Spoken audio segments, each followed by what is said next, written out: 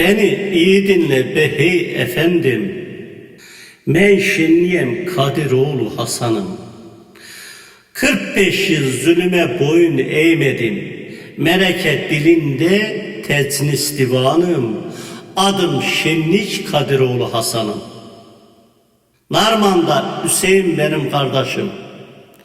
Turap'ta ayağım ilimde başım. Cehaletle hiç bitmedi savaşım. Ben de bu toprakta bir kahramanım. Adım Şenlik Kadiroğlu Hasan'ım. Hasan zehirlendi Tevriz elinde.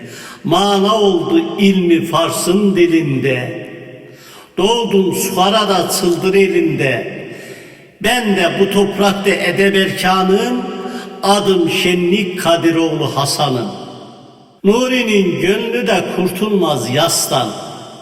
Dedem Şenlik Kasım Yılmaz'dır ustam. İsrafil seyyati yazdı bir destan. Ben de o ocaktan gelen ozanım. Men Şenliyem Kadiroğlu Hasan'ım.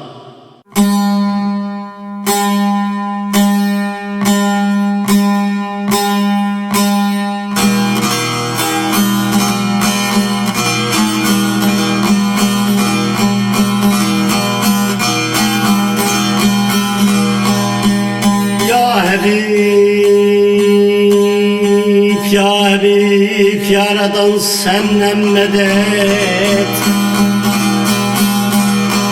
Ve içip mest olmayan gaflete dağlar mı esini zerrah müceffer nazardan salar mı hiç?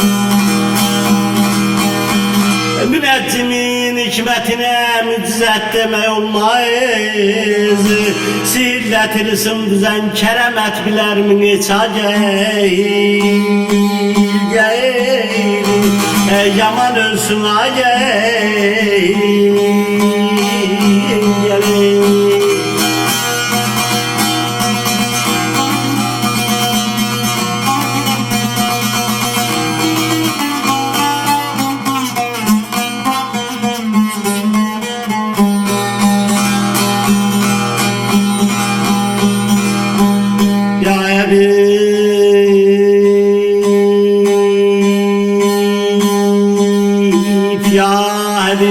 yaradan senden medet.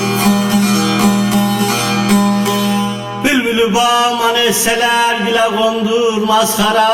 Tellanın tergini kılar itibar etmez saray. Bir kürenin etrafında kaf çekip yaksanlara. O ataş xəzələt duyup perişan olar mı neçə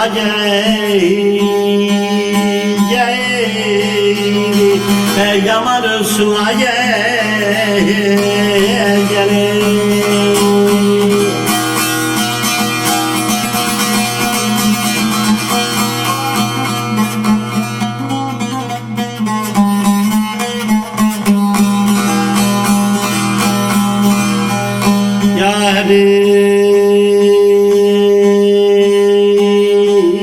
Ya Habib, yaradan senden medet.